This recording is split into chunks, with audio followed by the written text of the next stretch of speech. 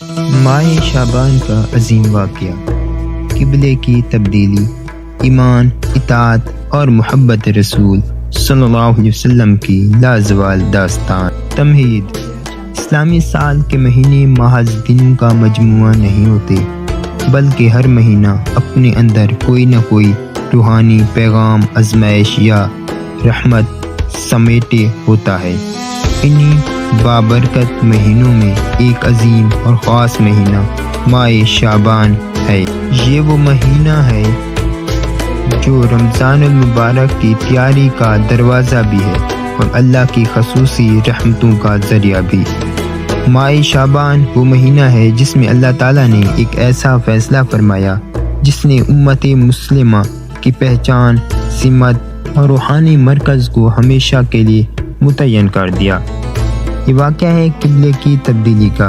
یہ محض ایک سمت کا بدلنا نہیں تھا، یہ ایمان کا امتحان تھا، یہ اطاعت رسول صلی اللہ علیہ وسلم کی کسوٹی تھی، اور یہ اعلان تھا کہ اب امت محمدیہ صلی اللہ علیہ وسلم ایک مکمل، مستقل اور منفرد امت ہے۔ مدینہ منورہ کا ابتدائی دور۔ جب نبی کریم صلی اللہ علیہ وسلم مکہ مکرمہ سے ہجرت فرما کر مدینہ منورہ تشریف لائے تو یہاں مسلمانوں کی ایک نئی زندگی کا آغاز ہوا۔ مسلمان تعداد میں کم تھے، وسائل محدود تھے اور دشمن ہر طرف سے طاق میں بیٹھے تھے۔ یہود مدینہ میں بڑی تعداد میں آباد تھے، وہ خود کو اہل کتاب سمجھتے تھے اور مسلمانوں کو حقیر نظروں سے دیکھتے تھے۔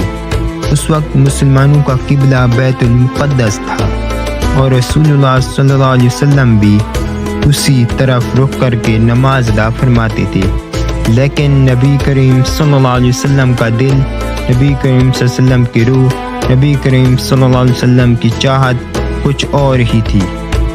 نبی کریم صلی اللہ علیہ وسلم کی دلی خواہش۔ خانہ کعبہ وہ پہلا گھر جو اللہ کے نام پر بنایا گیا۔ حضرت ابراہیم علیہ السلام اور حضرت اسماعیل علیہ السلام کی یادگار، اور وہ مقام جہاں نبی کریم صلی اللہ علیہ وسلم نے اپنی جوانی گزاری تھی۔ نبی کریم صلی اللہ علیہ وسلم چاہتے تھے کہ مسلمانوں کا قبلہ خانہ کعبہ ہو، لیکن رسول اللہ صلی اللہ علیہ وسلم اپنی خواہش کو حکم الہی پر مقدم نہیں رکھتے تھے۔ وہ صبر کرتے تھے، انتظار کرتے اور اللہ کے فیصلے کے منتظر رہتے۔ قرآن ہمیں بتاتا ہے، قَدْ نَرَىٰ تَقَلَّبَ وَجْهِكَ فِي السَّمَاءِ، اے نبی ہم آپ کے چہرے کا بار بار آسمان کی طرف اٹھنا دیکھ رہے ہیں۔ یہ الفاظ اس بات کا ثبوت ہیں کہ اللہ اپنے محبوب صلی اللہ علیہ وسلم کے دل کی ہر کیفیت کو جانتا تھا۔ آزمائش کا وقت۔ یہود طعنے دیتے تھے، یہ کیسا دین ہے جو ہمارا قبلہ اختیار کیے ہوئے ہے؟ اگر محمد صلی اللہ علیہ وسلم سچے نبی ہوتے تو اپنا قبلہ الگ رکھتے۔ یہ باتیں مسلمانوں کے دلوں کو تکلیف دیتی تھیں، مگر وہ خاموش رہتے۔ یہ ایک خاموش امتحان تھا۔ کیا مسلمان اللہ اور اس کے رسول صلی اللہ علیہ وسلم کے ہر حکم پر راضی رہیں گے، چاہے وہ ان کی خواہش کے خلاف ہی کیوں نہ ہو؟ ماہ شعبان کی بابرکت گھڑی۔ پھر وہ دن آیا، اسلامی تاریخ کا ایک فیصلہ کن دن، ماہ شعبان 2 ہجری۔ مدینہ کی فضا معمول کے مطابق تھی۔ مسجد بنی سلمہ میں مسلمان ظہر کی نماز ادا کر رہے تھے۔ رسول اللہ صلی اللہ علیہ وسلم امامت فرما رہے تھے۔ نماز پوری یکسوئی سے جاری تھی۔ اچانک وحی نازل ہوئی۔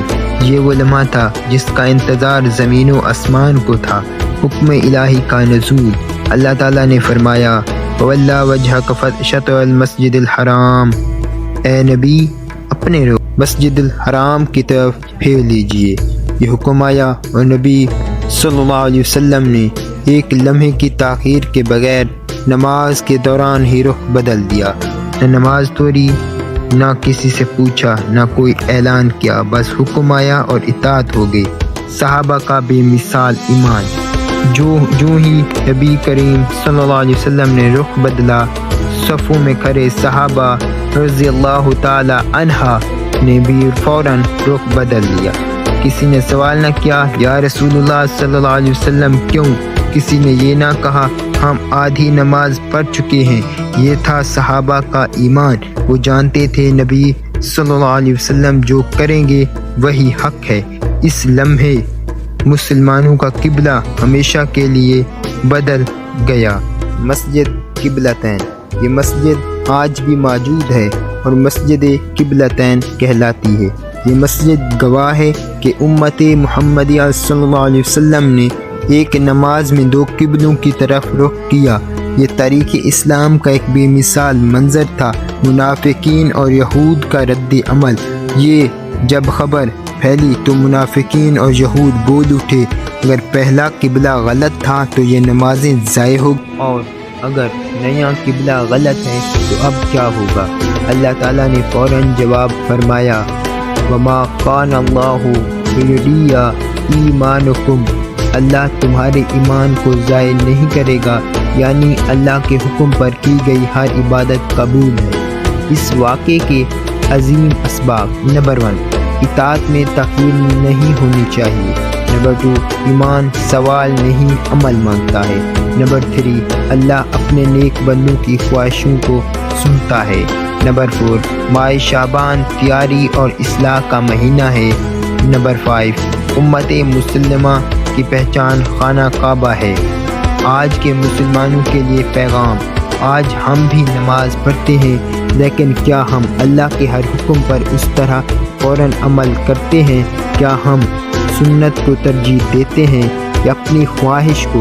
ماہ شعبان ہمیں یہ سکھاتا ہے کہ رمضان سے پہلے اپنی سمت درست کر لو، دل کا قبلہ درست کر لو، نیت کا قبلہ درست کر لو اور زندگی کا قبلہ درست کر لو۔ اختتامیہ دعا: یا اللہ، جس طرح تو نے ماہ شعبان میں مسلمانوں کا قبلہ درست فرمایا، اس طرح ہمارے دلوں کا قبلہ بھی اپنی طرف موڑ دے۔ ہمیں اطاعت اور صبر اور محبت رسول صلی اللہ علیہ وسلم نصیب فرما۔ آمین یا رب العالمین۔